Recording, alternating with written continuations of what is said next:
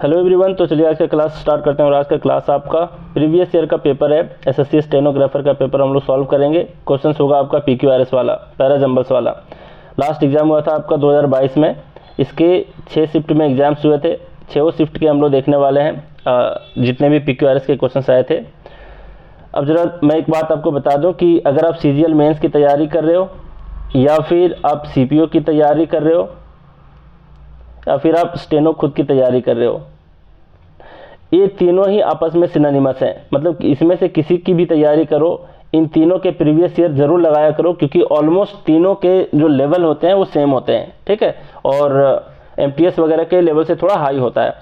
और प्रैक्टिस करोगे तो पीक्यूआरएस के क्वेश्चन बहुत डिफिकल्ट नहीं होते, उसमें कुछ क्लू ढूंढना होता है। वो सारे क्लू मैं आपको बताते चल रहा हूँ। चलिए आगे देखते हैं। यहाँ पर अगर आपको मेरे से पर्सनल गाइडेंस चाहिए तो आप मुझे इस व्हाट्सएप नंबर पर मैसेज करोगे, मैं आपको बताऊंगा इसको ज्वाइन करने के क्या फ़ायदे हैं, ठीक है। और मैं शॉर्ट में कहूँ तो इसमें पहले आपको टास्क दिया जाता है और इसी टास्क के बेसिस पर ऑनलाइन टेस्ट लिया जाता है। और जितने भी आपके पर्सनल डाउट होते हैं वो भी आप मेरे से पूछ सकते हो, और जितने भी ग्रामर में डाउट होंगे वो सब भी मैं आपका सॉल्व करके दूंगा। और ये सारे लेक्चर्स के अगर आपको पीडीएफ चाहिए तो आप इस नाम से एप्लीकेशन सर्च करना, या फिर इस वीडियो के कमेंट में या फिर डिस्क्रिप्शन में लिंक दे रखा हूँ, वहाँ से जा करके डाउनलोड कर सकते हो। और उस एप्लीकेशन से सारे पीडीएफ को डाउनलोड करो, प्रिंट आउट निकालो, फिर वहीं पर जा करके पढ़ो, ठीक है। सब कुछ कर सकते हो वहाँ। अब ज़रा आगे बढ़ते हैं। आज का जो पेपर है ये क्या है देख लेते हैं। यहाँ पर देखते हैं क्या पूछा है। ये फर्स्ट क्वेश्चन आज का क्या है। यहाँ पर अगर आप पढ़ोगे तो देखो, ये कह रहा है कि आपका लास्ट सेंटेंस जो है 6 नंबर और फर्स्ट नंबर ये आपके फिक्स हैं। अब बीच के जितने सारे सेंटेंस हैं उसको आपको अरेंज करना है पीक्यूआरएस के फॉर्मेट में। अब आप पढ़ते हो फर्स्ट सेंटेंस को, यहाँ पर दिया the poster ranks high as a medium of publicity, ठीक है। यहाँ पर कोई क्लू आपको नज़र नहीं आया। मतलब हम लोग सबसे पहला काम करते हैं कि कोई प्रोनाउन को ढूंढ लेते हैं, और फिर वैसा वर्ड को ढूंढ लेते हैं जिसका कोई कनेक्शन किसी दूसरे वर्ड से मिलता हो, है ना। मैं हमेशा बताया हूँ। इसको पढ़ो। Advertisement can be displayed before a much larger number of persons. ज़्यादा नहीं पढ़ना है, पूरा सेंटेंस नहीं पढ़ना है, हो सकता है आधे सेंटेंस में आपको कहीं ना कहीं क्लू मिल जाए। फिर आगे पढ़ते हैं। यहाँ दिया है nor must it be forgotten. अब यहाँ देख लो, नॉर है तो बहुत लोग सोचते होंगे कि सर नॉर के साथ नीदर आता है, तो नीदर को ढूंढ लेते हैं। तो आप जितने यहाँ पर सेंटेंस दे रखे हैं कहीं पर आपको नहीं मिलने वाला नीदर, ठीक है, नहीं मिलने वाला। लेकिन नीदर का अगर आप शाब्दिक अर्थ समझते हैं, इसका मीनिंग होता क्या है, तो ये क्वेश्चन को सॉल्व करना बहुत आसान था। जैसे कि मैं क्या बोल रहा हूँ, यहाँ पर नॉर का मतलब क्या होता है। नॉर का मतलब होता है ऑल्सो नॉट। ध्यान देना, ऑल्सो नॉट, ठीक है। नॉर का मतलब होता है ऑल्सो नॉट, मतलब इसको भी नहीं। अब यहाँ पर क्या बोला है, nor must it be forgotten, मतलब इसको भी नहीं भूलना चाहिए। That a news paper is bought by the reader, ठीक है। अब ऑल्सो नॉट दिया है, मतलब इसको भी नहीं भूलना चाहिए, मतलब किसी भूलने की बात जो कही गई होगी या फिर याद रखने की बात कही गई होगी, ये जस्ट इसके पहले आया होगा, क्योंकि नॉर का मतलब होता है ऑल्सो, ऑल्सो नॉट। तो ऑल्सो का मतलब क्या होता है, इसको भी, है ना, नहीं भूलनी चाहिए आपको। तो जो भी बात को यहाँ पर लिखा गया होगा कि इस भी का जवाब इसके पहले वाले सेंटेंस में होगा। समझ रहे हो, भी का जवाब कहने का मतलब ये है कि भी का इस्तेमाल हम कब करते हैं, ऑल्सो का इस्तेमाल कब करते हैं, जब सिमिलर चीज़ों की बात हम कह रहे होते हैं, है ना। तो यहाँ पर फॉरगॉटन की बात कही गई है। इसका मतलब है कि इसके पहले वाला सेंटेंस में कुछ भूलने की बात कही गई होगी या फिर याद रखने की बात कही गई होगी। तो अगर आप एस वाले सेंटेंस को पढ़ते हो तो यहाँ पर क्या दे रखा है, it must however be remembered. देख रहे हो, मतलब इसको जरूर याद रखना चाहिए, यही तो कह रहा है। इट मस्ट बी रिमेंबर्ड, इसको जरूर याद रखना चाहिए। और इसके जस्ट बाद ये वाला सेंटेंस नहीं आएगा, समझ रहे हो। इसके जस्ट, एस के जस्ट बाद ये वाला सेंटेंस नहीं आएगा क्या, जरा सोचो। जरूर आएगा, क्योंकि nor must it be forgotten, इसको भी नहीं भूलना चाहिए। तो इसके पहले कोई याद रखने वाली बात की गई होगी या फिर इसको भूलने की बात कही गई होगी, है ना। तो यहाँ पर याद रखने वाली बात है कि it must how ever be remembered, इसको भी याद रखना चाहिए। Nor must it be forgotten, और इसको भी नहीं भूलना चाहिए, समझ रहे हो मैं क्या कहना चाह रहा हूँ? तो इसका मतलब है कि भी का जो सिमिलर मैच करने वाला होता है, इसके पहले जो बात कही गई होती है इसके बारे में ही इसके अगला सेंटेंस में भी करके बोला जाता है ना। जैसे मैं कहूँ कि मैं आज मूवी जा रहा हूँ, मेरे साथ रमेश भी मूवी चल रहा है, मतलब मेरे साथ साथ रमेश भी जा रहा है ना। तो मैं और रमेश क्या हुए वहाँ पर, एक तरह से नाउन कह लो या फिर सब्जेक्ट कह लो, है ना। तो दो सब्जेक्ट के बारे में जोड़ रहा है, तो ऑल्सो से क्या पता चलता है ये आप समझ गए। तो इससे ये कंक्लूजन निकलता है कि क्यू जो है इसके पहले एक जरूर सेंटेंस आया होगा जिसमें सिमिलर तरीके की बात कही गई होगी, और यहाँ पर याद रखने वाली बात कही गई है, यहाँ पर इसको भी नहीं भूलने की बात कही गई है। नहीं भूलने का क्या मतलब हुआ, कि आपको इसको भी नहीं भूलना चाहिए, मतलब इसको भी याद रखना चाहिए। तो ये एस वाले सेंटेंस में बोला है इसको जरूर याद रखना चाहिए, और यहाँ पर बोला है क्यू वाले सेंटेंस में कि इसको भी याद रखना चाहिए। समझ रहे हो? ये याद रखने की बात क्यों है? क्योंकि नॉर का मतलब मैं आपको समझाया, देखो नॉर का मतलब मैं समझाया कि ऑल्सो नॉट, है ना, नहीं भूलनी चाहिए, मतलब इसको भी नहीं भूलनी चाहिए, मतलब इसको भी याद रखनी चाहिए। तो अगर इसको पॉजिटिव सेंस में लोगे तो क्या पता चलेगा, इसको भी याद रखनी चाहिए, है ना। तो ऑल्सो करके है यहाँ पर, याद रखने की ही बात कही गई, है ना। तो ये वाला सेंटेंस आया होगा यहाँ पर एस, उसके बाद जस्ट क्यू आया होगा, मतलब सीक्वेंस एक हमें मिल गया कि एस और क्यू का सीक्वेंस होगा, मतलब एस के जस्ट बाद आना चाहिए क्यू। तो देख लो कौन से ऑप्शन में एस के जस्ट बाद क्यू आया है। एस के बाद यहाँ पी आया है, ये तो होगा नहीं। एस तो यहाँ एंड कर गया है, नहीं होना चाहिए ऐसा। एस के बाद क्यू आपका इसमें है और क्यू के बाद इसमें एस है, तो ये तो होगा नहीं।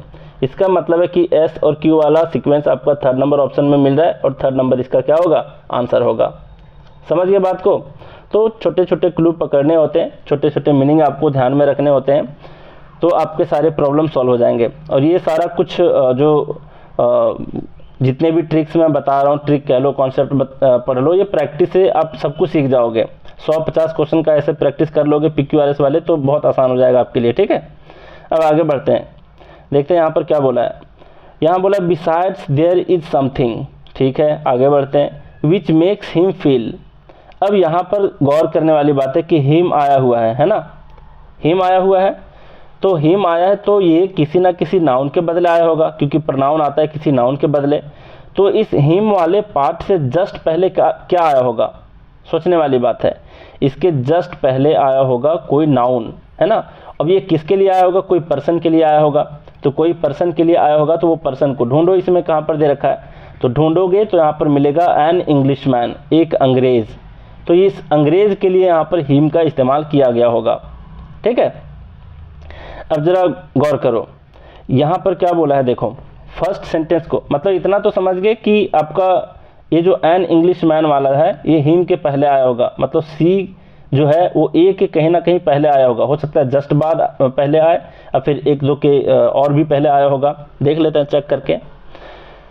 अब यहाँ पर देखो, यहाँ पर आपको क्या समझना है, इस वाले सेंटेंस को अगर आप पढ़ते हो, ए वाले सेंटेंस को पढ़ो, विच मेक्स हिम फील, इसमें एक बहुत बड़ा कॉन्सेप्ट छुपा हुआ है।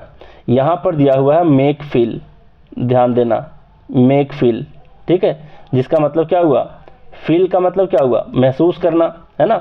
अब फिर इसको क्या कह सकते हो, अच्छा फील का मतलब तो महसूस करना, लेकिन मेक फील का क्या मतलब होता है, मेक फील का मतलब महसूस कराना होता है ना।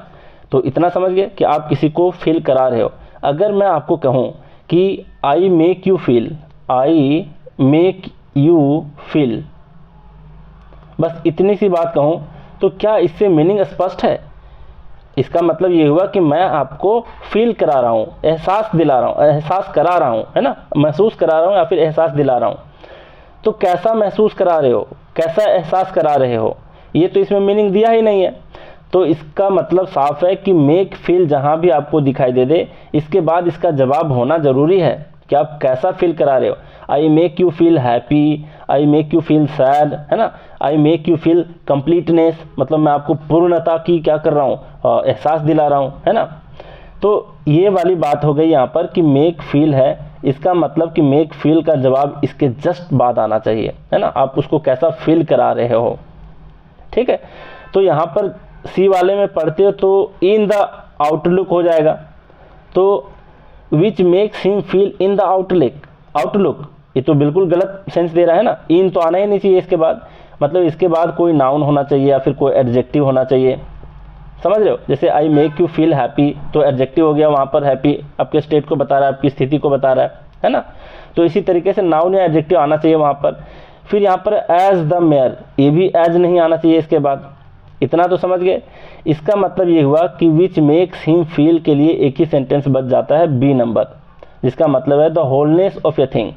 यहाँ पर बोल रहा है कि विच मेक्स हिम फील, उसको कैसा एहसास दिला रहा है, द होलनेस का मतलब कंप्लीटनेस का, पूर्णता का, है ना। तो द होलनेस का मतलब होता है पूर्णता, तो पूर्णता का उसको एहसास दिला रहा है, समझ गए बात को। तो पूरे मीनिंग नहीं समझना होता है, क्लू बस समझना होता है। यहाँ पर कॉन्सेप्ट था कि मेक फील के बाद आपका कोई नाउन या एडजेक्टिव आना चाहिए था, है ना। यहाँ पर द होलनेस है तो इन वाला तो होगा नहीं, एज वाला तो होगा नहीं इसके बाद, है ना। और यहाँ पर आप देखोगे तो इसमें भी वैसी कोई बात नहीं कही गई है कि जिससे पता चले कि वो उस इंसान को किस तरीके से फील करा रहा है। तो यहाँ पर है कि द होलनेस का फील करा रहा है, होलनेस का फील करा रहा है मतलब पूर्णता का एहसास दिला रहा है, उसको पूर्ण होने का एहसास दिला रहा है ना। तो यहाँ पर बी नंबर ऑप्शन आएगा किसके बाद, ए वाले के जस्ट बाद आपका बी होना चाहिए। तो देख लो ए के जस्ट बाद बी कौन कौन से किस में है। तो अगर देखोगे तो बी तो यहाँ सब स्टार्ट कर दिया है, इसका मतलब ये तो होगा नहीं, ये तीनों ऑप्शन नहीं होंगे, एक ही ऑप्शन बच जाता है यहाँ पर जिसमें ए के जस्ट बाद बी आ रखा है, क्लियर। तो यहाँ पर फोर्थ नंबर ऑप्शन आपका क्या होगा, करेक्ट आंसर होगा। इतना समझ गए, इतना तो समझ गए ना। चलिए यहाँ पर कॉन्सेप्ट था मेक फील का, कि मेक फील के बाद कोई ना कोई एडजेक्टिव आना चाहिए या फिर नाउन आना चाहिए कि आप किसी को किस तरीके से फील करा रहे हो, उसका जवाब उसके जस्ट बाद आना चाहिए। तो एक ही ऑप्शन में था आपका, फोर्थ नंबर ऑप्शन में इसका जवाब, और फोर्थ नंबर ऑप्शन इसका करेक्ट आंसर है। अब आगे बढ़ते हैं, थर्ड नंबर देखते हैं। थर्ड नंबर में क्या कह रहा है, देखो यहाँ पर थर्ड नंबर में कह रहा है great people can direct the masses with their strong determination and will. ठीक है, ग्रेट पीपल के बारे में कहा है यहाँ पर। फिर अगला सेंटेंस में है गांधी जी, फिर है he himself, they the ways and method he chose, Mahatma Gandhi, with this. अब देखो यहाँ पर दिस है, यहाँ पर महात्मा गांधी है, नाउन है ना। फिर यहाँ ही हिमसेल्फ है मतलब प्रनाउन है, फिर यहाँ पर नाउन है। ये सारी बातें आपके दिमाग में चलनी चाहिए, मतलब ये सब कैच आना चाहिए कि इससे कहीं ना कहीं जुड़ा हुआ कोई क्लू हमें मिल जाएगा। अब चेक करते हैं कि क्या इसमें क्लू दे रखा है। देखो यहाँ पर क्लू क्या दे रखा है, देखते हैं, यहाँ पर गौर करते हैं।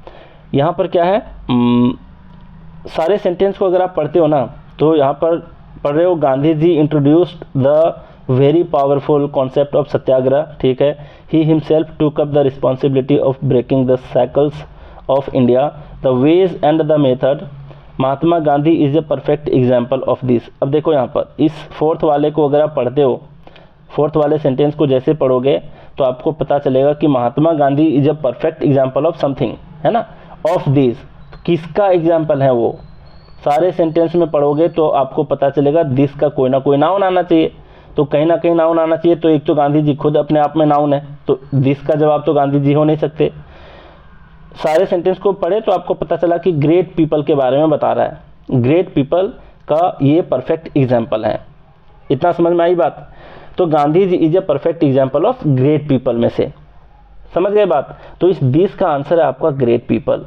तो इससे क्या पता चला, इससे पता चला कि S1 के जस्ट बाद आना चाहिए क्या, डी, जिनके पास स्ट्रॉन्ग डिटर्मिनेशन भी थी और विल पावर भी थी, है ना। तो इससे पता चल गया कि जो S1 सेंटेंस दे रखा है इसके जस्ट बाद आपका आना चाहिए ये वाला, क्योंकि ग्रेट पीपल का एग्जाम्पल दे रखे हैं महात्मा गांधी के बारे में, और इस तरीके से महात्मा गांधी का इंट्रोडक्शन हो जाता है और महात्मा गांधी के बारे में ये सारी बातें कही गई होंगी। तो इससे तो क्लियर है कि ये जो ऑप्शन है, ऑप्शन आपका स्टार्ट किससे होना चाहिए, डी से स्टार्ट होना चाहिए, है ना। किससे स्टार्ट होनी चाहिए, डी से। अब जरा देख लो डी कौन कौन से सेंटेंस में स्टार्ट है, मतलब ऑप्शन में, इसमें तो है नहीं, इसमें है, सेकंड में है ना, देख लो सेकंड नंबर ऑप्शन। तो इसका आंसर क्या हो गया आपका, सेकंड नंबर ऑप्शन करेक्ट है। ठीक है, चलिए यहाँ भी आप सीख लिए। अब आगे बढ़ते हैं, यहाँ पर आगे बढ़ते हैं, बायोगैस के बारे में दे रखा है। चलिए स्टार्ट करते हैं इसको पढ़ना। यहाँ पर दिया biogas is a mixture of methane का फॉर्मूला आप लोग बता देना मुझे, है ना, कमेंट में। देखते हैं कौन कौन साइंस भी पढ़ते हो। Biogas is a mixture of methane, carbon dioxide and hydrogen with others. चलिए आगे बढ़ते हैं, आगे क्या दे रखा है। बायोगैस इज प्रोड्यूस्ड बाय एनाएरोबिक का मतलब होता है अब्सेंस ऑफ ऑक्सीजन, ठीक है, anaerobic degradation of animal waste. फिर आगे बढ़ते हैं 10 का मतलब क्या पता चला। 10 जैसे आप देखें आपको पता चलना चाहिए कि ये किसी ना किसी पार्ट का को कंक्लूड करा है, कंक्लूजन बता रहा है, ठीक है। फिर आगे बढ़ते हैं तो यहाँ पर दिया है एनाएरोबिक डिग्रेडेशन मीन्स। अब समझने वाली बात ये है, यहाँ पर बोला है कि एनाएरोबिक डिग्रेडेशन का मतलब क्या होता है। इससे क्या पता चला आपको, इससे पता चला कि इसके पहले वाले सेंटेंस में एनाएरोबिक डिग्रेडेशन के बारे में बताया गया होगा। अब देख लो एनाएरोबिक डिग्रेडेशन जो है, एनाएरोबिक डिग्रेडेशन के बारे में कहाँ बताया है, तो सारे सेंटेंस पढ़ करके देखोगे तो आपको पता चलेगा कि ये वाले सेंटेंस में बताया है biogas is produced by anaerobic degradation, है ना। और उसके बाद वाले सेंटेंस में ही बताया कि इसका मतलब क्या होता है। Anaerobic degradation means break down of organic matter which is done in the absence of oxygen, है ना। तो इतना तो क्लियर है कि पहले इसका इंट्रोडक्शन दिया गया होगा इस वर्ड का, उसके बाद इसका मीनिंग बताया गया है ना। मतलब मैं कोई एक वर्ड बोलूं तो पहले उस वर्ड को बोलता हूं, फिर इसके अगले सेंटेंस में ही बोलूंगा कि इसका मतलब ये होता है ना, इस वाले पार्ट का मतलब ये होता है। तो इससे ये पता चला कि सीक्वेंस कैसा बन रहा है। सीक्वेंस बन रहा है आपका, पहले ए आएगा, है ना, एनाएरोबिक डिग्रेडेशन का आपका इंट्रोडक्शन, इसके बाद इसका मीनिंग बताया गया होगा मतलब सी आएगा। तो सीक्वेंस बन रहा है आपका ए और सी का। किसका सीक्वेंस बन रहा है, ए और सी का। अब आगे बढ़ते हैं, देखो ए और सी का अगर यहाँ पर सीक्वेंस बन रहा है तो देखो ए और सी कहाँ कहाँ दे रखा है। ए के बहुत बाद है यहाँ पर, है ना, सी तो पहले आ गया है, यहाँ भी ए और सी है और यहाँ भी ए और सी है, मतलब थर्ड और फोर्थ ऑप्शन में कोई एक आंसर आपका होना चाहिए, ठीक। थर्ड और फोर्थ ऑप्शन हमारे पास बच जाता है। अब देखिए इसको कैसे सॉल्व करते हैं हम लोग, यहाँ पर देखते हैं।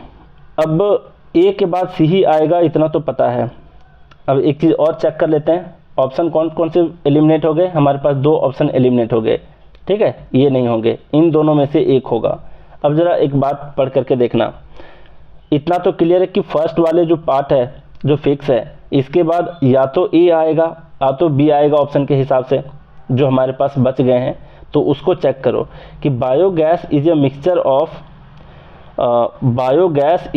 Of methane, carbon dioxide and hydrogen with others. तो यहाँ पर आपका कॉमन सेंस काम नहीं आएगा, यहाँ पर आपका नॉलेज काम आएगा, ठीक है। एक बार बी को रख करके देखते हैं, चेक करते हैं। इसके बाद इस वाले पार्ट के बाद हम बी को रख करके देखते हैं। बी को रखोगे तो क्या पता चलेगा, 10 biogas is a non polluting. तो ऑब्वियस सी बात है कि जिसमें मीथेन हो, कार्बन डाइऑक्साइड हो, हाइड्रोजन एंड विथ अदर्स हो, अगर इतनी ही बात कही गई है तो मीथेन और कार्बन डाइऑक्साइड तो नॉन पॉल्यूटिंग होता नहीं। तो इसका मतलब क्या पता चला कि सेंटेंस 1 जो आपका फिक्स है, इसके बाद आपका बी वाला नहीं आएगा। इस तरीके से आप 4th नंबर ऑप्शन को एलिमिनेट कर सकते हो। तो इसके बाद आपका आएगा सी वाला, ठीक है, समझ रहे हो बात को। सी वाला नहीं, मतलब इसके बाद जो भी आएगा देखेंगे, ठीक। ए सी यहाँ पर भी था, मतलब सेंटेंस जो है फर्स्ट वाले के बाद बी वाला ऑप्शन नहीं होगा, ए वाला देख लेते हैं, ए वाला ही होगा, क्योंकि हमारे पास 2 ऑप्शन है। तो इसको तो एलिमिनेट कर लिए। कैसे पता चला, फिर से मैं एक बार रिपीट कर देता हूँ, देखो पूरे पैसेज को। यहाँ पर बोला है 2 कैच था कि एनाएरोबिक डिग्रेडेशन मीन्स बताया हुआ है। इसका मतलब इसके जस्ट पहले वाले सेंटेंस में एनाएरोबिक डिग्रेडेशन का इंट्रोडक्शन जरूर होगा। इसका मतलब पता चला कि ए और सी का आपका सीक्वेंस बनेगा। ए और सी का सीक्वेंस इन दोनों ऑप्शन में नहीं थे, इन दोनों ऑप्शन में है, ठीक है। अब यहाँ पर एक चीज़ और हम क्या देखेंगे, यहाँ पर बी वाले को अगर रखते हैं, बी वाले को 4th नंबर ऑप्शन देखो, फर्स्ट जो फिक्स है इसके बाद अगर बी रखते हैं तो ये बोल रहा है 10 biogas is a non polluting. तो ठीक है, बायोगैस नॉन पॉल्यूटिंग होता है, लेकिन 10 करके बोला है, मतलब इस प्रकार। तो इस प्रकार का उसमें जवाब होगा फर्स्ट वाले सेंटेंस में। लेकिन देखो यहाँ पर मीथेन कार्बन डाइऑक्साइड के बारे में बता रखा है, तो हम ऑलरेडी जानते हैं methane carbon dioxide polluting gas होता है ना, नॉन पॉल्यूटिंग ये नहीं होता। तो उससे कोई गैस बनेगा तो नॉन पॉल्यूटिंग कैसे होगा। ये जो पार्ट कहा गया होगा ये किसी दूसरे पार्ट का कंक्लूजन होगा, है ना, क्योंकि 10 कंक्लूजन को बताता है, मतलब फर्स्ट वाले पार्ट का ये कंक्लूजन नहीं होगा। इसका मतलब जस्ट इसके बाद बी वाला सेंटेंस नहीं आना चाहिए। क्लियर? तो बी वाला तो होगा नहीं, इसका मतलब 4th नंबर ऑप्शन आपका चला गया। एक ही ऑप्शन बच जाता है, ऑप्शन नंबर 3rd, और यही इसका क्या होगा, आंसर होगा। क्लियर? चलिए अब आगे बढ़ते हैं। 5th नंबर क्वेश्चन देखते हैं। यहाँ पर क्या बोल रखा है, यहाँ पर बोला है सरिका नेशनल पार्क के बारे में बोला है। Sarika national park is a wild life sanctuary which is located at A distance of around 107 kilometre from Jaipur. अब आगे बढ़ते हैं। अगला सेंटेंस क्या बोल रहा है, the park has historical monuments and temples. ठीक है, this depict the legacy of the Kings of Alwar. फिर आगे बढ़ते हैं। अच्छा देखो यहाँ पर क्या बोला है, यहाँ पर दे रखा है दीज डिपिक्ट, है ना, दीज डिपिक्ट है, तो दीज का आंसर तो इसके पहले होगा, मतलब दीज जो प्रोनाउन है इसका जो नाउन होगा, है ना, वो प्लूरल में होना चाहिए और इसके पहले होगा। तो किंग अलवर के बारे में क्या डिपिक्ट कर रहा है, क्या वर्णन कर रहा है, तो इसका आंसर इसके पहले वाले सेंटेंस में होगा। तो सर्च करते हैं कि दीज का ऑप्शन क्या होगा। तो सरिका नेशनल पार्क सिर्फ कहने से तो नहीं पता चल जाएगा कि कोई किंग जो अलवर के किंग थे उसके बारे में ये वर्णन कर रहा है, नहीं, इसके बारे में और कोई इंडिकेशन दिया गया होगा। सी वाले में पढ़ते हो तो क्या दे रखा है, देखो सी वाले में दिया बोथ कार्निवोर्स एंड हर्बीवोर्स, मतलब भाई जो भी हैं सर्वाहार हैं और एक शाकाहार है ना, तो उसके बारे में क्या, किंग के बारे में क्या डिपिक्ट करेगा, बिल्कुल नहीं करेगा, तो ये भी इसके पहले नहीं आएगा, है ना। फिर the park is bigger than Ranthambore national park, तो इससे थोड़े ना पता चलेगा किसी राजा के बारे में, तो ये भी इसके पहले नहीं होगा। मतलब दिस डिपिक्ट के पहले आपका ए वाला होगा। पढ़ करके देखो क्यों, क्योंकि इसमें दे रखा है the park has historical monuments and temples, monument और टेम्पल्स को कोई राजा ही बनाया होगा, तो इसका मतलब ये पता चला कि मोन्यूमेंट्स जो होते हैं, टेम्पल्स जो होते हैं, बड़े बड़े एंशिएंट टाइम में जो हुआ करते थे, है ना, बहुत जगह तो डिस्ट्रॉय कर दिए गए हैं, जो भी बचा है हमारे इंडिया में, वो सब क्या डिपिक्ट करता है कि कोई ना कोई राजा ही बनाया होगा उसको। तो इसका मतलब साफ स्पष्ट है कि बी के पहले आपको क्या क्या आया होगा, ए आया होगा, है ना। तो ए बी का सीक्वेंस बन रहा है, तो देख लो ए और बी का सीक्वेंस कहाँ कहाँ बन रहा है। तो ए के जस्ट बाद बी आपका फर्स्ट ऑप्शन में है, ये तो बी उल्टा ही दे रखा है, बी यहाँ भी उल्टा दे रखा है, और बी के ए के बहुत बाद यहाँ पर क्या है, बी के ए के बहुत ज़्यादा बाद है, यहाँ पर तुरंत इसके बाद होना चाहिए ना, this depict the legacy of the Kings of Alwar, है ना। तो यहाँ पर अगर देख रहे हैं तो एक ही ऑप्शन हमारे पास बच जाता है ए बी, ए वाला सेंटेंस, तो फर्स्ट नंबर ऑप्शन इसका क्या होगा, करेक्ट आंसर होगा। समझ गए कि नहीं? फिर से मैं बताता हूँ, दिस डिपिक्ट जैसे देखा तो दिस का आंसर ढूंढना स्टार्ट किए, सारे सेंटेंस को पढ़े तो पता चला कि एक राजा के बारे में कौन डिपिक्ट कर सकता है, हिस्टोरिकल मॉन्यूमेंट्स और टेम्पल्स। तो इसका मतलब है कि बी के जस्ट पहले ए होगा, तो बी के जस्ट पहले हमारे फर्स्ट ऑप्शन में ही दे रखा है ना, तो फर्स्ट ऑप्शन इसका क्या होगा, करेक्ट आंसर होगा। चलिए अब आगे बढ़ते हैं। वैसे भी सेंटेंस को अब पूरा पढ़ोगे तो आपको पता चल जाएगा कि फर्स्ट वाले के बाद आपका डी आना चाहिए, और डी से आपका एक ही सेंटेंस स्टार्ट हो रहा है, फर्स्ट वाला। कैसे, the park is bigger than Ranthambore national park, पहले तो पार्क का नाम दे रखा है और है ना, इसका इंट्रोडक्शन दे दिया है। अब यहाँ पर द पार्क बोला है, मतलब कौन सा पार्क, एक ही पार्क आया है यहाँ पर, है ना। तो ये वाला भी हो सकता है, ये वाला भी हो सकता है, लेकिन देखोगे इंट्रोडक्शन के तौर पर तो पहले किसी का इंट्रोडक्शन देते हैं, उसके बाद थोड़ा सा कोई हम लोग एक्स्ट्रा इसके बारे में जानकारी देते हैं, और एक्स्ट्रा जानकारी यहाँ पर क्या है, ये वाला पार्ट है ना, डी वाला पार्ट, ये डी वाला पार्ट है। तो इससे भी आप कैच कर सकते थे, कॉमन सेंस से भी थोड़ा सा, लेकिन इसमें जो मेन मुझे समझाना था कॉन्सेप्ट वो मैं बता दिया आपको कि दिस डिपिक्ट का आंसर आपका छुपा हुआ है और ये सेंटेंस नंबर ए में, है ना, इसमें। अब आगे बढ़ते हैं, 6 नंबर क्वेश्चन देखते हैं क्या कह रहा है। यहाँ पर बोल रहा है a library is a systematic and organised collection of information resources. इसमें थोड़ा सा जिसने भी क्वेश्चन को सेट किया है वो थोड़ा सा उलट फेर कर दिया है। देखो आपके आंसर में इसमें क्या किया है कि डी नंबर ऑप्शन दे रखा है, डी नंबर ऑप्शन दे रखा है, ठीक है। कैसे क्या है मैं बताता हूँ आपको, अब समझोगे यहाँ पर कि कैसे है भाई, चेक करते हैं। देखो यहाँ पर क्या दे रखा है, यहाँ पर जो दे रखा है समझने वाली बात है। यहाँ देखो लाइब्रेरीज है प्लूरल करके, यहाँ पर ए लाइब्रेरी, है ना, और यहाँ पर आया है दीज रिसोर्सेस आया है, इसका मतलब कि वो रिसोर्सेस का मेंशन कौन से सेंटेंस में है, या चेक करोगे तो पता चलेगा। फर्स्ट सेंटेंस आप जैसे पढ़े, a library is a systematic and organised collection of informational resources, यहीं पर एक दे रखा है, तो इसके जस्ट बाद आपका क्या आएगा, ए नंबर आएगा, है ना, ए नंबर जो ऑप्शन है ये आएगा। अब चेक कर रहे हैं तो चारों ऑप्शन में ए से स्टार्ट हुआ है, तो अब चेक करेंगे कि ए के बाद आपका सी आ रहा है या फिर बी आ रहा है। इन दोनों में कहीं पर सी दे रखा है ए के बाद, और ई दोनों में थर्ड और फोर्थ में ए के बाद बी दे रखा है। अब हम लोग पढ़ेंगे कि कौन किसके बाद होगा, लेकिन इस सेंटेंस में गलती क्या किया, देखो ऑथर ने गलती क्या किया है कि ये वाला जो सेंटेंस है ना, they facilitate group study and collaboration, ये वाला जो दे रखा है, ये दे का आंसर एक लाइब्रेरी नहीं हो सकता, है ना। इसके पहले 2-4 और सेंटेंस आए होंगे जहाँ पर लाइब्रेरीज करके दे रखा होगा, लाइब्रेरीज करके, जैसे 6 नंबर में दे रखा है लाइब्रेरीज करके। और जिस भी सोर्स से इस पैसेज को उठाया है उसमें भी यही चीज़ दिया हुआ है। क्या दिया हुआ है, ये वाला जो सेंटेंस है, सी नंबर जो सेंटेंस है, ये किसके बाद आया है, इसके पहले बहुत सारे सेंटेंस है जहाँ पर लाइब्रेरीज करके मेंशन है। मतलब अगर देखा जाए तो ये वाला पार्ट आपका जो आखिरी फिक्स सेंटेंस है इसके बाद आना चाहिए, ठीक है। तो इस क्वेश्चन में ही थोड़ा सा गड़बड़ है, हालांकि अभी अगर देखा जाए तो मेरे विचार से आपका सी नंबर ऑप्शन भी हो सकता है और डी नंबर ऑप्शन भी हो सकता है। एक बार दोनों को पढ़ करके देख लेते हैं, लेकिन आपके आंसर की में दे रखा है 4th नंबर ऑप्शन, जो कि एक तरह से गलत ही दे रखा है, क्योंकि दे का आंसर, दे का यूज़ कब होता है, जब हम प्लूरल नाउन का इस्तेमाल करते हैं। प्लूरल नाउन तो यहाँ पर दे नहीं रखा, देखो कैसे, यहाँ पर इसको एक बार पढ़ लो, थर्ड ऑप्शन को, ABDC यहाँ पर दिया है दीज रिसोर्सेज, दीज तो पता चल गया कि ए से ही स्टार्ट होगा, इसको तो छूना भी नहीं है। फिर इसके बाद बी आएगा, चेक करते हैं बी, इट प्रोवाइड्स फिजिकल और digital access to the users, ये भी सही है।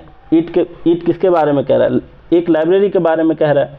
चलिए फिर यहाँ पर डी नंबर पढ़ते हैं तो पता चलता है a library's collection includes books, periodicals, newspaper etcetera, मतलब डी भी इसके बाद रखते हैं तो भी सही होता है। एक बार बी के बाद सी रख के देखते हैं, इट प्रोवाइड्स फिजिकल और digital access to the users, D रख करके देखो, सी रख करके देखो, यहाँ दिया दे फैसिलिटेट, तो ये दे किसके बारे में दिया, ये कहीं पर स्पष्ट नहीं हो पा रहा पूरा पैसेज में, है ना।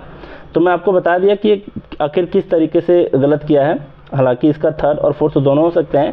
अगर दे सिर्फ एक लाइब्रेरी के बारे में जनरलाइज करके दे रखा है तो आपका सही है 4th नंबर भी, और 3rd नंबर भी करेक्ट आ रहा है। तो कहीं ना कहीं क्या किया है, ये वाला जो सेंटेंस का इस्तेमाल कर दिया यहाँ पर, ये क्या किया, पैसेज में बहुत लास्ट में दे रखा है उसको बीच में घुसा दिया है ये, ठीक है। तो चलिए कुछ रहते हैं एक्सेप्शनल में क्वेश्चन जो थोड़ा सा उल्टा पुल्टा दे रखा होता है। अब आगे बढ़ते हैं हम लोग, 7 नंबर चेक करते हैं। देखो तो ऐसे क्वेश्चन को आप लोग को इग्नोर भी करना पड़ेगा, ऐसे क्वेश्चन की प्रैक्टिस भी ज़्यादा ज़रूरत नहीं है ना, लेकिन जो भी कॉन्सेप्ट है वो आपको सीखते चलना है बस। देखो यहाँ पर क्या दे रखा है, under normal conditions talk of nothing in particular, he would welcome us with a smile, crack a joke or two for a couple of minutes and then state the actual business. अब यहाँ पर समझने वाली बात क्या है, देखो यहाँ पर समझने वाली बात है कि यहाँ पर टॉक क्या है, एक आपका वर्ब है, वुड वेलकम क्या है, एक वर्ब है, क्रैक अ जोक क्या है, एक वर्ब है, फिर यहाँ पर आया है then state the actual business, मतलब बताया ऐसा, स्टेट का मतलब बताना। अब यहाँ पर देखो यहाँ पर क्या है, बहुत सारे वर्ब हैं, और मैं आपको बताया हूँ कि एक सेंटेंस में अगर एक से अधिक वर्ब हो तो हर एक वर्ब के अपने अपने क्या होने चाहिए, सब्जेक्ट होने चाहिए। तो कहोगे सर यहाँ बहुत सारे वर्ब हैं तो सबके अलग अलग कहाँ से आ जाएगा यहाँ पर सब्जेक्ट, है ना, क्योंकि सब्जेक्ट यहाँ कोई ना कोई एक व्यक्ति के बारे में बता रखा है, ठीक है। अब जरा देखो मतलब वो व्यक्ति कौन है, ही है ना, जिसके बारे में ये सारे वर्ब हैं। तो ऐसा मैं बताया था कि हर एक क्लॉज में, मतलब हो सकता है एक सेंटेंस बहुत लंबा हो और उस सेंटेंस में 2 क्लॉज दे रखा है, और 2 अगर इंडिपेंडेंट क्लॉज है, क्लॉज कहने का मतलब आप लोग जानते हो कि क्लॉज का बेसिक मीनिंग क्या होता है कि हर एक सेंटेंस में या फिर पार्ट ऑफ सेंटेंस में जहाँ पर एक सब्जेक्ट और एक उसके साथ वर्ब है तो वो क्लॉज बन जाता है, ठीक है, सब्जेक्ट प्लस वर्ब से। और ये कोई ना कोई कंजंक्शन से जुड़ा हुआ रहता है।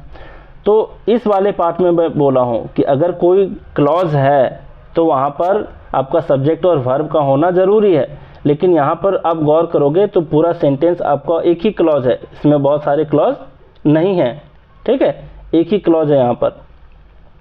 अब समझने वाली बात क्या है, देखो एक ही क्लॉज है, इसका मतलब क्या है, एक क्लॉज है तो एक सब्जेक्ट है और एक सब्जेक्ट के बाद हो सकता है उसके बहुत सारे वर्ब होंगे।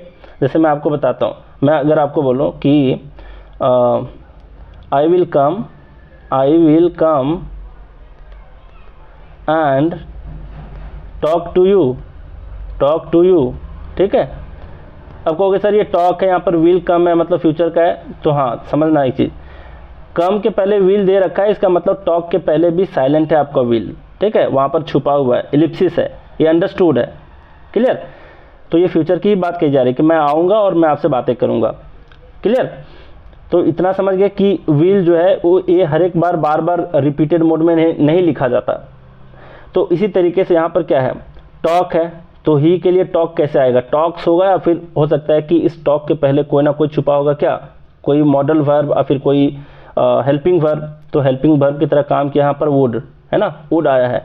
इसका मतलब क्या हुआ कि स्टेट है, क्रैक अ जोक है और टॉक है, ये तीनों के पहले वुड छुपा हुआ है।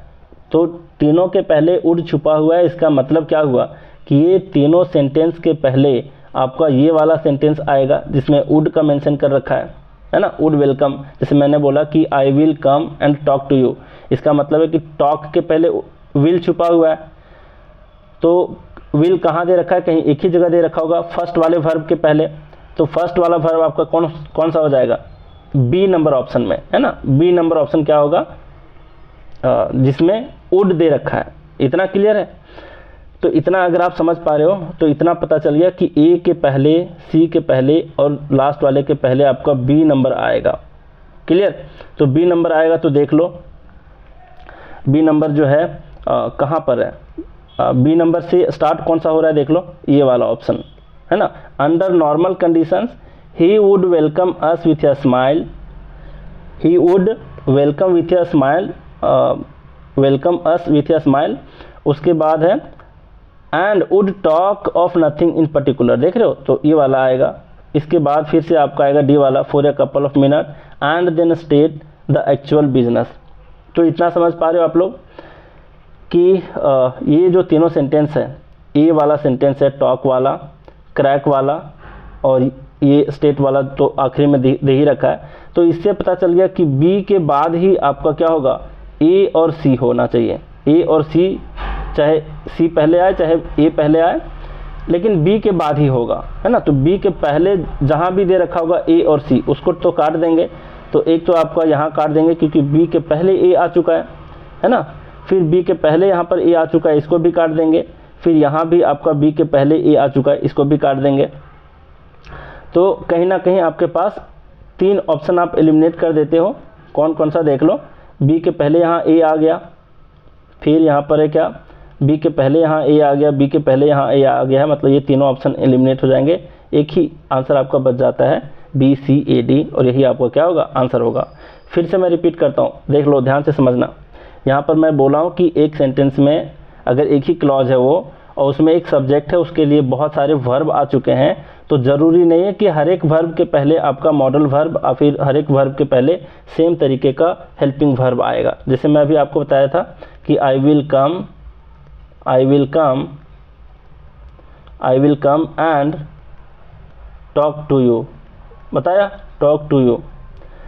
अब इस टॉक के पहले आपका विल साइलेंट है, क्योंकि बार बार ज़रूरी नहीं है कि इस वाले मॉडल वर्ब को आप बार बार इस्तेमाल करो, फर्स्ट वाले के साथ ही सिर्फ इस्तेमाल किया जाता है रिपीटेशन को इग्नोर करने के लिए, है ना। तो जाहिर सी बात है कि विल कम आया है फर्स्ट, उसके बाद जिसके पहले साइलेंट है विल, वो वाला आया है। तो इससे क्या पता चला, इससे ये पता चला कि यहाँ पर है टॉक है, इसके पहले वुड आया होगा, क्रैक है, इसके पहले वुड आया होगा, बस साइलेंट कर दिया गया है। इसका मतलब है कि टॉक और क्रैक वाला सेंटेंस जिस तरीके से यहाँ टॉक आया है बाद में, इसी तरीके से ये वाला टॉक जो है और ये वाला क्रैक जो है ये वुड वेलकम के बाद ही आया होगा। तो इससे तो पता चल गया कि बी वाला जो पार्ट है, बी वाले पार्ट से पहले नहीं आ सकते ए और सी। तो ए और सी जहाँ भी आया है आपका बी से पहले उसको तो इग्नोर करेंगे, तो ये तो पहले आ गया है तो ये तो होगा नहीं। यहाँ पर देखो बी से पहले ए आया है, बी से पहले ए और सी आया है, मतलब ये भी नहीं होंगे। तो आपका ऑप्शन एक ही बच जाता है, सेकंड नंबर ऑप्शन, और यही इसका क्या होगा, आंसर होगा। मुझे उम्मीद है आप लोग अच्छे से समझ गए होंगे कॉन्सेप्ट में क्या बताना चाह रहा हूँ आपको। चलिए अब आगे बढ़ते हैं, 8 नंबर देखते हैं। 8 नंबर में क्या दे रखा है, it is said that health is wealth. ठीक है भाई, समझ गए, यहाँ पर ये इंट्रोडक्टरी पार्ट है, इट इज़ सेड। फिर ही, अब ये किसके बारे में बताया है पता नहीं चल रहा है, देखते हैं आगे। फिर दिया ही, ये भी नहीं पता चल रहा अभी तक। ये पढ़ते हैं अ हेल्दी पर्सन, तो इतना पता चल गया आपको, क्या पता चल गया कि अ हेल्दी पर्सन के बदले ही दे रखा है यहाँ पर क्या, प्रोनाउन ही, यहाँ भी और यहाँ भी। इसका मतलब पता चला कि ए बी और डी जो है ये सी वाले पार्ट के बाद ही होगा। प्रोनाउन जो है वो बाद में आता है नाउन के, और ये कौन सा नाउन है, अ हेल्दी पर्सन के बारे में बता रखा है। तो अ हेल्दी पर्सन मतलब सीक्वेंस बनेगा कि पहले आपका सी आना चाहिए, उसके बाद ही कहीं ना कहीं ए और डी, चाहे जैसे भी हो, है ना, इसके बाद ही आने चाहिए, इसके बाद आने चाहिए। तो देख लो जहाँ भी ए और डी आपका सी से पहले उसको काट देंगे। तो देख लो सी से पहले आपका डी यहाँ भी आ गया है, इसको भी काट देंगे। सी से पहले, चलो यहाँ पहले नहीं आया, ये ऑप्शन आपका हो सकता है। सी के पहले ई आ गया है, यहाँ भी इसको भी काट देंगे। सी के पहले यहाँ भी डी आ गया है, इसको भी काट देंगे। मतलब एक ही ऑप्शन बच जाता है आपका बी नंबर ऑप्शन, और यही क्या होगा, आंसर होगा। बहुत सिंपल था क्वेश्चन, है ना। अब आगे बढ़ते हैं, सेकेंड नंबर इसका आंसर था। और 9th का पढ़ते हैं, यहाँ पर क्या बोल रहा है, यहाँ बोल रहा है inviting quotations for purchase of goods is a good practice. अच्छा आप लोग ध्यान देना, इसमें से जितने सारे मतलब पैसेज पूछे गए हैं इस वाले ईयर में, जितने सारे आपके PQRS वाले पैसेज हैं भाई, ये कोई ना कोई नॉवेल से, कोई ना कोई लिटरेचर से उठाया है। तो ज़रूरी नहीं कि हर एक लिटरेचर को आप समझ जाओगे, क्योंकि लिटरेचर के पार्ट को अगर समझने बैठे ना हिंदी में, चाहे अपने लोकल लैंग्वेज में, आप कभी नहीं समझ पाओगे। ठीक है, लिटरेचर जो स्टूडेंट वो पढ़ रखा होगा पूरा डेप्थ में, वही उसका मीनिंग समझ पाएगा। बहुत बारी क्या होता है, मीनिंग समझ में नहीं आता, क्योंकि इसमें होता है कुछ जैसे एक होता है फिगर ऑफ स्पीच, है ना, एक ग्रामर का पार्ट है फिगर ऑफ स्पीच, जिसको हिंदी में कहते हैं अलंकार।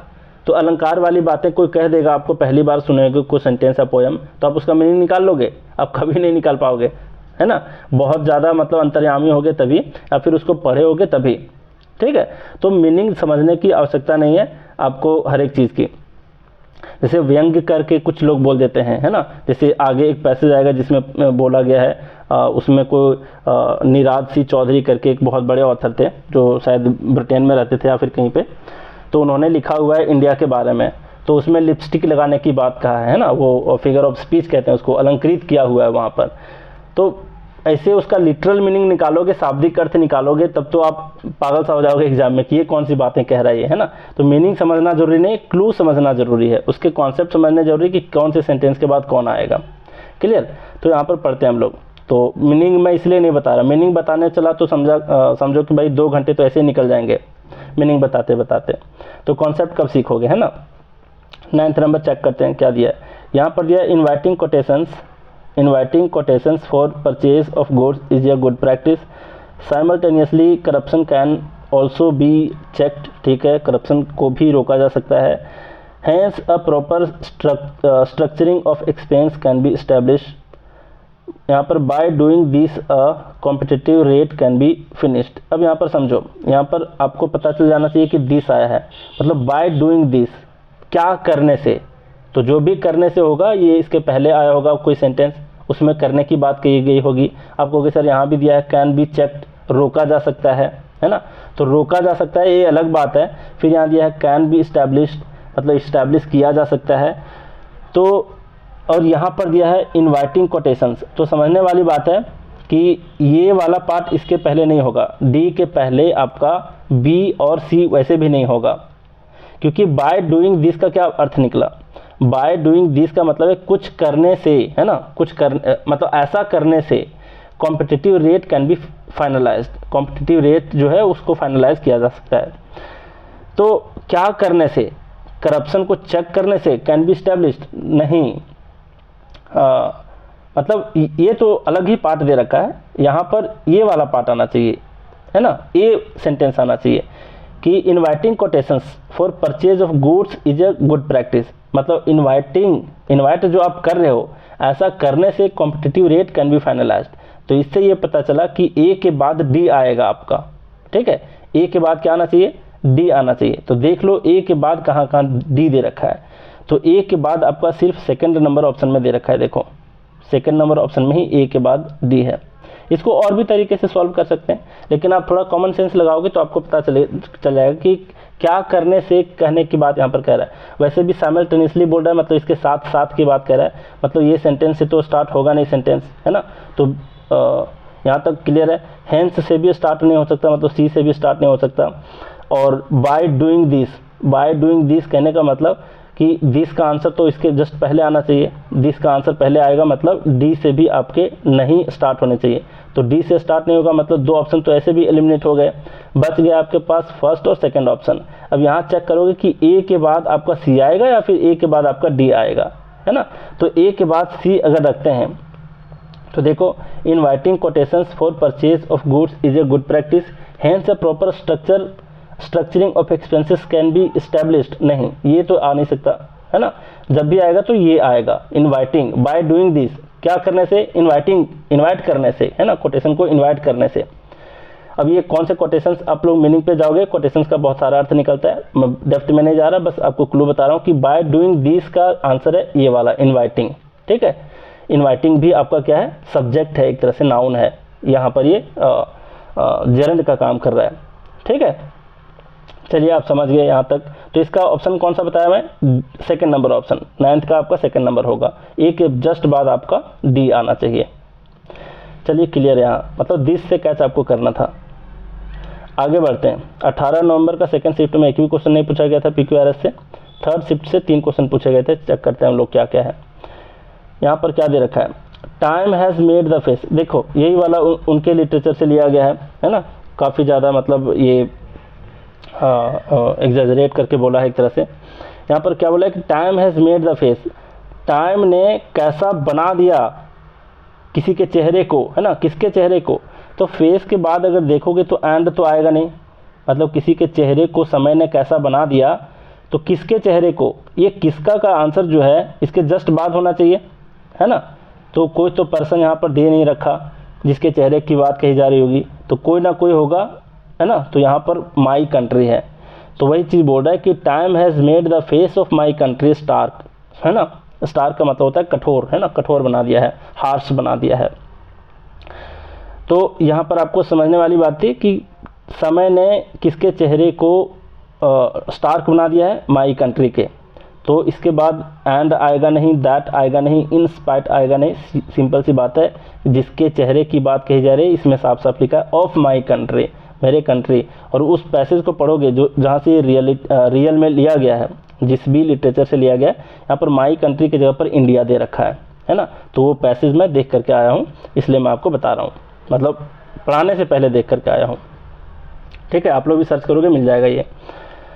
अब ज़रा देखो, तो इतना समझ गए कि time has made the face of my country stark, जस्टेंड एंड सैड। तो फर्स्ट सेंटेंस के जस्ट बाद आपका डी आएगा, मतलब आंसर वही होगा जो डी से स्टार्ट होगा। तो अगर आप चेक करते हो तो डी से स्टार्ट सिर्फ और सिर्फ आपका थर्ड नंबर ऑप्शन है, और थर्ड नंबर ऑप्शन का क्या होगा, करेक्ट आंसर। आगे बढ़ने की आवश्यकता ही नहीं है। अब आगे बढ़ जाते हैं हम लोग, देखो मतलब पढ़ने की आवश्यकता नहीं थी उसको, पूरे पैसेज को। 11th नंबर देखो, 11th में क्या दे रखा है, यहाँ पर दिया Stonehenge is a historic site in southern England. अब यहाँ पर पढ़ते हैं, देखो it is a religious shrine, at first there was only a circular mound, this was dug in 1900 BC, the familiar circle of giant stones was added 400 years later, these stones weighed about 26 tons each। अब देखो यहाँ पर दिया है these stones, तो obvious सी बात है कि these stones के पहले कौन सा सेंटेंस होगा, these stones के पहले वैसा सेंटेंस होगा जिसमें उस स्टोन का नाम दे रखा होगा, फिर उस स्टोन के बारे में जिक्र होगा। तो सब जगह पढ़ोगे तो उस स्टोन के बारे में जिक्र है यहाँ पर जायंट स्टोन्स, है ना, बहुत विशाल काय जो स्टोन्स होते हैं उसके बारे में। तो एक ही सेंटेंस है, इसका मतलब पता चला कि आंसर आपका डी से लास्ट करना चाहिए, है ना, मतलब दीज स्टोन से पहले आपका डी वाला आना चाहिए। तो डी से लास्ट करेगा ऑप्शन, देख लो कहाँ पर लास्ट कर रहा है। तो डी से ये तो लास्ट नहीं कर रहा, ये भी नहीं, तो आपका थर्ड नंबर ऑप्शन इसका क्या होगा, करेक्ट आंसर होगा। क्लियर।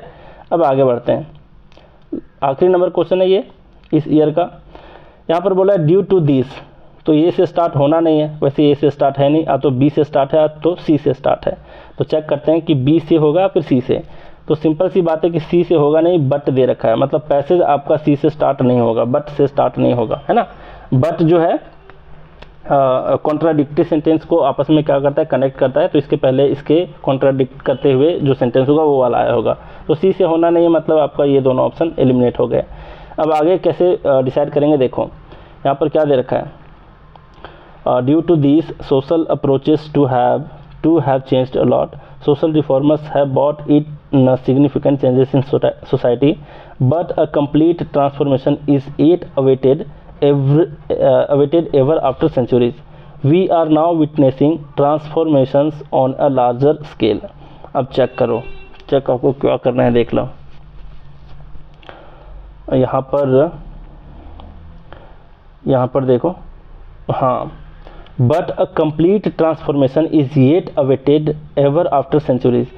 ये वाला जो ये पढ़ रहे हो ना, येट के बारे में मैं पहले भी बता चुका हूँ PQRS वाले सीरीज में ही, कि येट के बारे में बोल रहा है कि येट वाला सेंटेंस हम तब यूज़ करते हैं जब इसके पहले बहुत सारे समय के बारे में बता रहा होगा, है ना।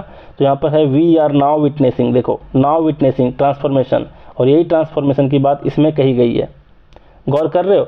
तो इसका मतलब है कि डी के जस्ट बाद आपका सी आएगा, डी के जस्ट बाद आपका क्या आना चाहिए, सी आना चाहिए। तो डी के जस्ट बाद सी है, देखो यहाँ पर सी डी उल्टा दे रखा है ना, यहाँ भी सी डी दे रखा है उल्टा। इसका मतलब है कि डी के बाद आपका सी आएगा, और ये थर्ड नंबर ऑप्शन में दे रखा है। थर्ड नंबर ऑप्शन इसका क्या होगा, आंसर होगा। क्यों होगा, एक बार फिर से रिपीट कर देता हूँ ताकि आपके ध्यान में आए। यहाँ पर दे रखा है क्या, we are now witnessing transformation on a larger scale. ये नाउ के बारे में भी बोल रहा है और ट्रांसफॉर्मेशन के बारे में भी बोल रहा है। और येट जो है ये किसी समय के बारे में मेंशन है, उसके जस्ट बाद आता है। तो नाउ तो यहाँ था, तो येट आएगा इसके बाद, है ना। तो ये वाला पार्ट आपका डी के जस्ट बाद होगा, मतलब डी के बाद आना चाहिए सी। तो डी के बाद वाला सी जो है ये आपका सिर्फ थर्ड नंबर ऑप्शन में दे रखा है, बाकी में सब उल्टा दे रखा है। तो थर्ड नंबर ऑप्शन इसका क्या होगा, करेक्ट आंसर होगा।